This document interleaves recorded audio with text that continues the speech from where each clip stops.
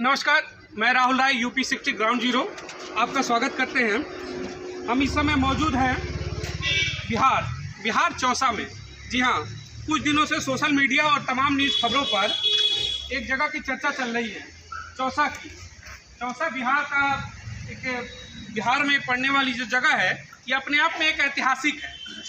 ऐतिहासिक महत्व के अलावा भी आज चौसा जो सुर्खियों में बना हुआ है पूरे देश और प्रदेश में, उसके पीछे का जो प्रमुख कारण है वो आपको ये भीड़ दिख रही होगी। आप सोच रहे होंगे तमाम भीड़ ये किस लिए बैठी है। मैं आपको बताना चाहूँगा कि आज से साल 2 साल पहले आपने देखा होगा, दिल्ली के गाजीपुर बॉर्डर पर किसानों का एक व्यापक आंदोलन हुआ था। राकेश टिकैत ने उस आंदोलन का अगुवाई किया था। उस अगुवाई में यह दिखाया गया था कि जो भारत सरकार के द्वारा कृषि कानून लाए गए थे 3, उनका विरोध हुआ था। लगातार अनशन चला, 1 साल से ऊपर चले। हालांकि वो दिल्ली की घटना थी, बड़े स्तर का था। देश और प्रदेश की और विदेशों की भी तमाम मीडियाओं ने उनका कवरेज किया और उसको दिखाया, और उसका असर यह हुआ लंबे आंदोलन का कि वह कानून भारत सरकार को वापस लेना पड़ा संसद में माफ़ी मांग के, जिस संसद से वह पास किया गया था। आज वही घटना फिर से पुनः दोहराई जा रही है, और ये उस देश की घटना है जिस देश को कहा जाता है कि कृषि कानून ही जिसका आधार है, जिसका मूल है। कृषि प्रधान देश कहा जाता है भारत को, जहां पर आज भी इतने डेवलपमेंट के बाद दुनिया कहां से कहां गई। लोग मंगल ग्रह की बात करते हैं, लेकिन 75% की लगभग की आबादी आज भी कृषि पर, 70 से 75% की आबादी कृषि पर निर्भर करती है। उसमें ये तमाम किसान भी हैं। तो आज मैं बताऊंगा कि क्यों ये धरने पर बैठे हैं। यहाँ चौसा में एक पावर प्लांट लगाया गया बिजली उत्पादन के लिए। तो जब पावर प्लांट लगता है तो ज़मीन का अधिग्रहण होता है। तो ज़मीन का अधिग्रहण इन्होंने 2013 में शुरू किया था। तो 2013 में ये प्लांट लेकर आए थे पावर प्लांट का। उसमें जो ग्रामीणों की मांग है कि ज़मीन का जो आप अधिग्रहण कर रहे हैं उसमें और ज़मीनें उनको चाहिए रेलवे ट्रैक के लिए, जिससे कि वो अपने कोयले को पहुँचा सके और तमाम चीज़ों का कार्य शुरू कर सके।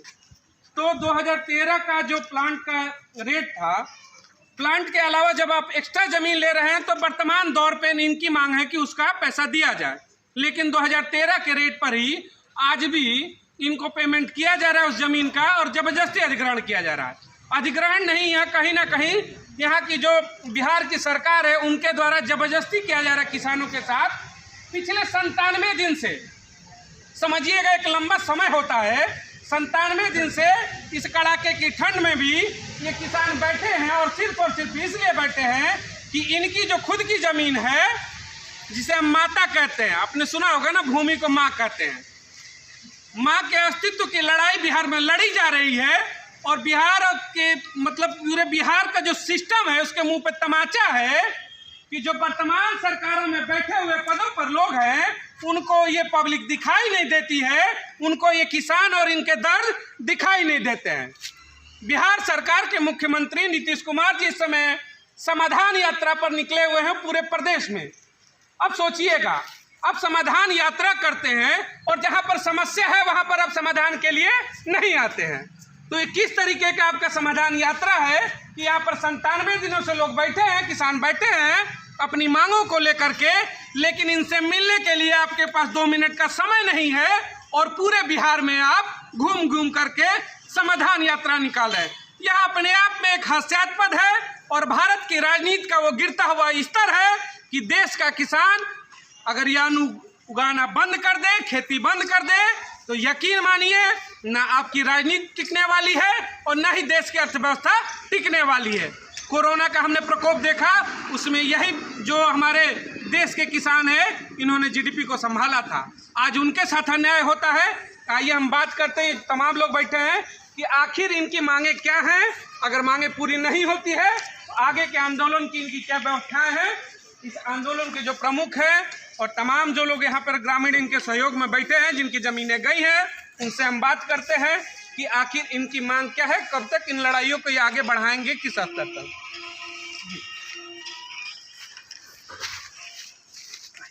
परिचय बताएं मेरे को।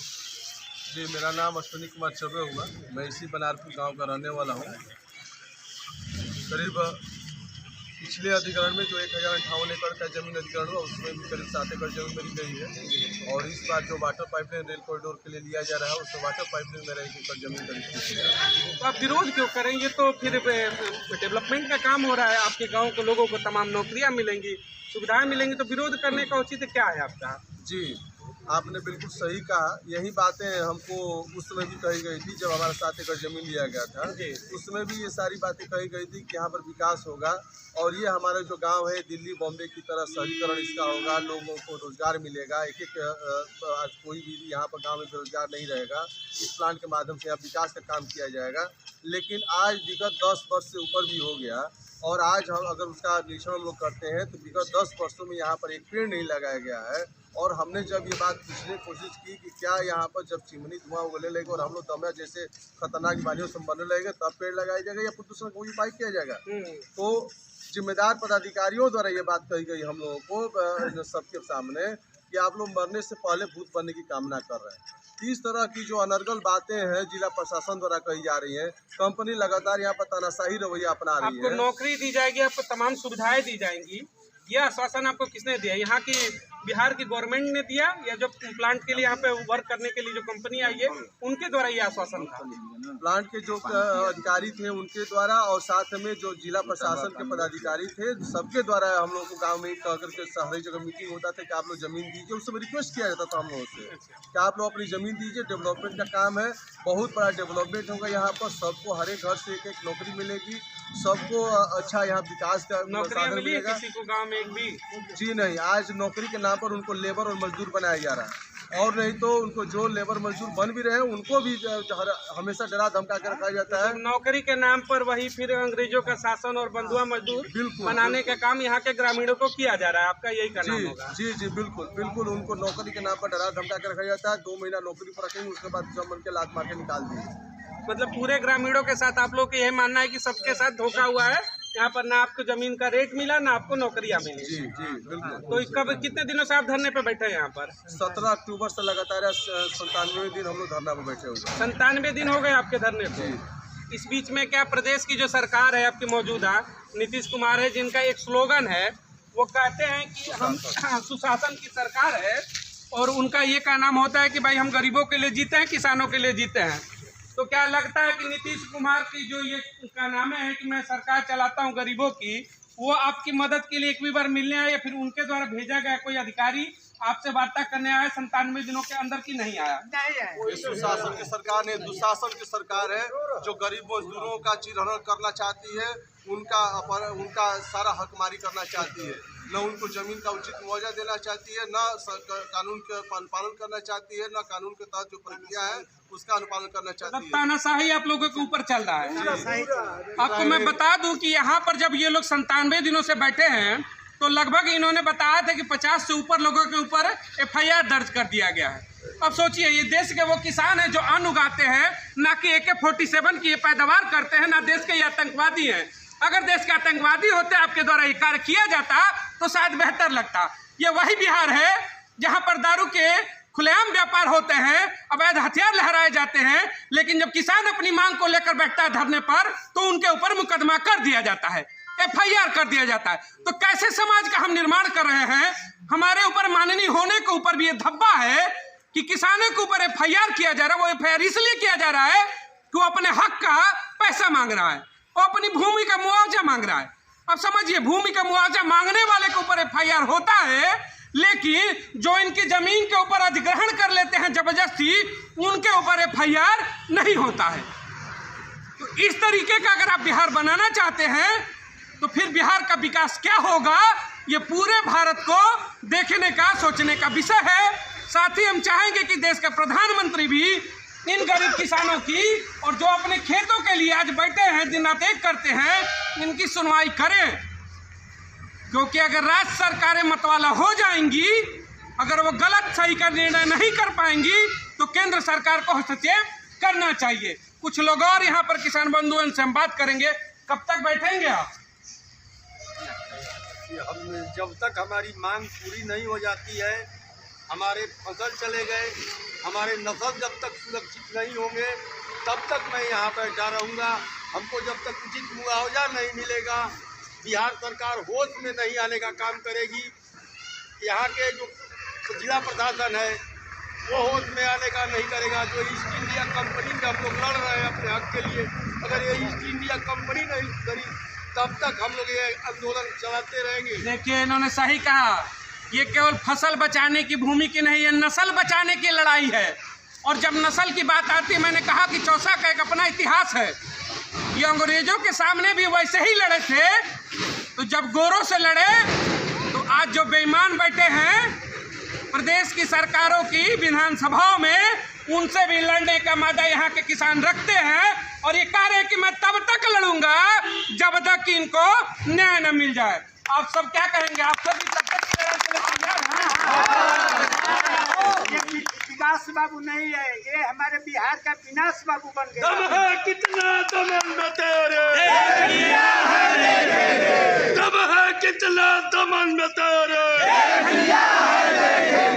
पहले लड़े थे गोरों से, पहले लड़े थे गोरे से। तो आप कह रहे हैं कि लंबी लड़ाई लड़ेंगे जब तक कि यहाँ आपको फैसला ना हो जाए। और यहाँ तो नीतीश बाबू जो सुशासन बाबू है आपके और मुकदमा पे मुकदमा कर रहे हैं, तो फिर लड़ाई कैसे चलेगी? उनसे हम लोग डरने वाले नहीं हैं। अजीब बात है। ये देखिए, मुकदमा से लड़ने वाले नहीं है, डरने वाले नहीं है, क्योंकि ये वो देश का किसान है जो बंजर भूमि को जब हाथ लगाता है तो सोना पैदा करता है, गेहूं चावल निकलता है, जिस गेहूं चावल को खाकर शरीर में गर्मी पैदा करके और विधानसभा में बैठकर हमारे और आपके इनके टैक्स के पैसे से वो लग्जरी गाड़ियों में घूमते हैं। मजदूर एकता जिंदाबाद, मजदूर एकता जिंदाबाद। तुम्हारी कितनी लंबी जेल, तुम्हारी कितनी लंबी जेल, तुम्हारी कितनी लंबी। एक मैसेज देखिए, यहाँ पे तमाम बुजुर्ग भी बैठे हैं। एक मैसेज मैं चाहूंगा आप दें हमारे जो बिहार के यशस्वी मुख्यमंत्री हैं नीतीश कुमार जी, जिनकी वजह से आज आप यहाँ पर 97 दिनों 100 दिनों से ऊपर लगभग बैठने जा रहे हैं। आप उनके लिए क्या संदेश देना चाहेंगे कि कब तक हम लड़ाई लड़ेंगे? आप बता दीजिए। लड़ाई तो हमारी जारी हो चुकी है जी, और जब तक हमको उचित न्याय नहीं मिल जाएगा, हमारी मांग नहीं मिल जाएगी, तब तक ये लड़ाई जारी ही रहेगी। चाहे इसके लिए वो गोली चलवाए सरकार से या प्रशासन से या जो कुछ है वो करे। ये देखिए, ये सीना खड़ा है। आज किसानों का सीना धरती को चीरकर अन्न उपजाने के लिए नहीं, गोली खाने को भी तैयार है। तो अगर ऐसे किसान हैं तो मैं भी एक पत्रकार के नाते ये कहता हूँ कि इनकी मांग पूरी होगी। आपकी लड़ाई जब तक चलेगी, जब जब आप हमको आदेश करेंगे, आपके बीच में आकर एक गोली हम भी अपने खाने का काम करेंगे। क्योंकि कहते हैं कि जवान, किसान और विज्ञान तीनों को लेकर चलना पड़ता है। तो अगर आज के देश का हमारा यहाँ पर किसान बैठा है, तो हम अगर चौथे स्तंभ से आते हैं तो हमारी भी जिम्मेदारी है कि अगर एक गोली इनके सीने पे जाती है तो एक गोली हमारे सीने पर भी जाएगी और आपकी लड़ाई को हम लड़ेंगे। कब तक है? आप तो नौजवान नजर खड़े हो जाइए। आप देखिए, इस लड़ाई में यूथ भी हमारे साथ है। आप क्यों धरने पे बैठे हैं? आप तो यंग हैं, आप कहीं नौकरी कर सकते हैं। आपका जमीन से क्या मतलब है? क्यों बैठे हैं आप? हम लोगों का प्लांट में नौकरी नहीं मिलता है। हम लोग अपने भूमि अधिग्रहण के लिए लड़ रहे हैं। 97 दिन हो गया है धरने पे। सरकार तो तानाशाही कर रही है, वो तो मुकदमे लाद रही है, मुकदमा कर देगी, जीवन खराब है, फिर लड़ाई अब क्यों लड़ेंगे? हम लोगों पे केस हुआ है, 300 लोग अज्ञात है और 50 लोग नामजद है और हम सब पे केस हुआ है और हम लोग लड़ रहे हैं अपने अधिकार के लिए। मुकदमा क्यों हुआ आपके ऊपर? मुकदमा हम पे ये हुआ है कि हम लोग धरने दे रहे हैं और अपनी खेत की मुआवजा मांग रहे हैं। ठीक, बैठिए। देखिए, ये यूथ है, इस समय मैं ला रहा हूँ आपके पास। यूथ है, इनका भी ये कहना है। मैंने इनसे सीधा सवाल यही पूछा कि आपके ऊपर मुकदमा हो जाए, जीवन खराब होगा। लेकिन देखिए, यही कहते हैं कि जब मातृभूमि की बात आती है हमारे यहाँ, तो माँ शब्द जिस चीज से हमारा जुड़ जाता है, हम गंगा को भी माँ कहते हैं, धरती को भी माँ कहते हैं और देश को भी माँ कहते हैं। तो माँ शब्द हमारे लिए इतना पवित्र है कि जब वो जुड़ जाता है तो हम फिर कुछ नहीं देखते कि लाठियां पड़ रही है कि गोलियां चल रही हैं, कोई हमें कुछ कर नहीं सकता है। तो आज ये मातृभूमि के लिए युद्ध लड़ रहा है। देश का वो नौजवान है जो देश की भविष्य और तकदीर बदल सकता है, लेकिन जो सत्ता शासन में बैठे बेईमान है इस बच्चे के ऊपर मुकदमा दर्ज करते हैं। ये ना कोई आतंकवादी है, ना कोई नक्सल है, ये देश का वो युवा है जो अपनी माँ की लड़ाई लड़ रहा है। बताइए आप क्या कर रहे हैं इस लड़ाई के बारे में? हम तो कह रहे हैं कि जो हमारे मुख्यमंत्री बैठे हैं वो ऐसे ही जेपी आंदोलन में लड़ाई लड़ करके और जेल जाने का काम किए थे, उस पर भी FIR हुआ था और आज वो पेंशन के हकदार हैं। हम अगर हमारे ऊपर FIR हुआ है तो सबका जिम्मेदार SJVN कंपनी है। हम सारे लोगों को पेंशन लेंगे और सबका मंथली महीना लेंगे। दूसरा जेपी आंदोलन आप खड़ा कर रहे हैं बिहार में? ये एकदम हो गया है, पूरा बिहार का 38 जिला मेरे साथ खड़ा है।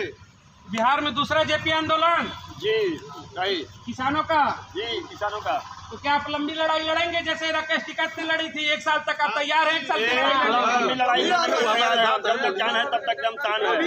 हम लोग के साथ में ही है। कब का आश्वासन क्या दिया उन्होंने? यहाँ पर आपके बीच में आए थे? हाँ आए थे बहुत लेक्चर दिए किसानों को। जब तक 26 तारीख को ट्रैक्टर रैली निकालने के लिए बोले हैं और 20 फरवरी तक अगर प्रशासन और शासन अगर नहीं हम लोगों का काम करता है, हम लोग का सब समाधान नहीं करता है, तो आकर वो अपने द्वारा इस प्लांट के अंदर ट्रैक्टर भी चलाएंगे। क्या बात है।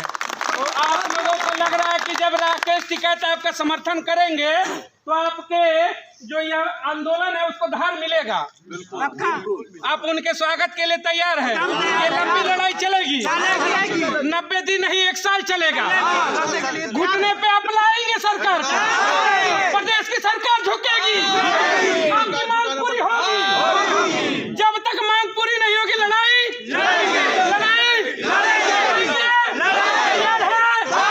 आप तैयार हैं? तो मीडिया भी आपके साथ तैयार है। घुंघरू बांधने वाली मीडिया होगी, घुंघरू बांध के नाचेगी सत्ता के सामने, लेकिन कुछ ऐसे भी हैं कि आपके हिस्से की गोली भी खाएंगे और आपकी लड़ाई को लड़ेंगे।